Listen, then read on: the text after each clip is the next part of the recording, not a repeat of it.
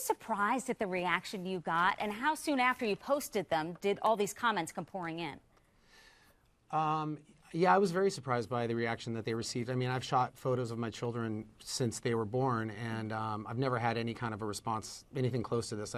I'm followed by a lot of people, and the reaction's always very positive.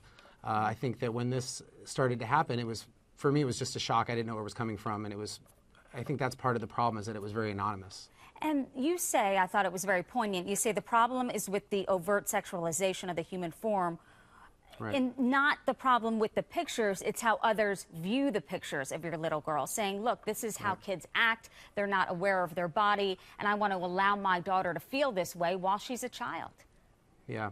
Well, I think one of the things that I said this in my artist statement, was, you know, my children are raised, I mean, they're going to have a whole lifetime of suffering against body image issues and, you know, the sort of institutionalized opinions of looks and weight and beauty, et cetera.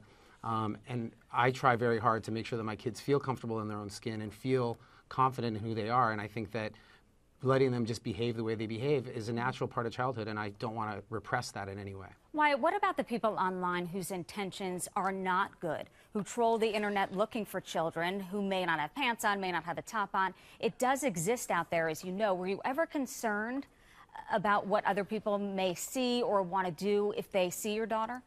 Sure. Well, that's been one of the big points I've gotten from a lot of people is, you know, it's okay to take these sort of photos, but, you know, what about putting it on the internet? And I think that, you know, the reality is that I can't control what other people do, and fetishistic behavior is out of my hands. And so the idea that I would change my behavior or, like I said, constrict or repress my children's experience based on the unknown fear of some sort of a pervert online is really nothing that really affects my life directly, and I can't operate that way. Mike, when you saw the pictures of this cute little girl, innocent pictures in my view, what do you think?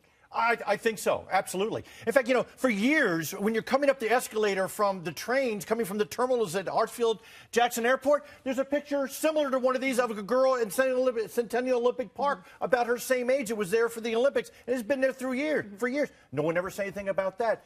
When I look at this, I look at art. I see art. This is not pornography. But, you know, we've got so many perverts out there. If it were my child, I probably wouldn't put them out there just because of that reason. But still, I think they are appropriate. If you see this in a house and you're thinking like a cop, probable cause on any level? No, not at all. And you take everything in context, and there's no way it looks like art to me. Darren, your thoughts? You have a daughter. Yeah, I do. I've got a daughter now 12, but legally, I would say, because I look at this as a lawyer and also as a father, legally, definitely not obscenity. They have artistic value, and that's clear. But as a dad, I think I'm aligned with what Mike said. I don't know that I would publish them. I would probably either save them for her wedding so I could embarrass her publicly, because that's just more my style. Or a gallery. or a gallery showing, either way. But I think it's interesting. The notion that these are somehow obscene or pornographic, I think it says more about the people that are viewing As Wyatt was saying. than the ones who are actually, than Wyatt himself.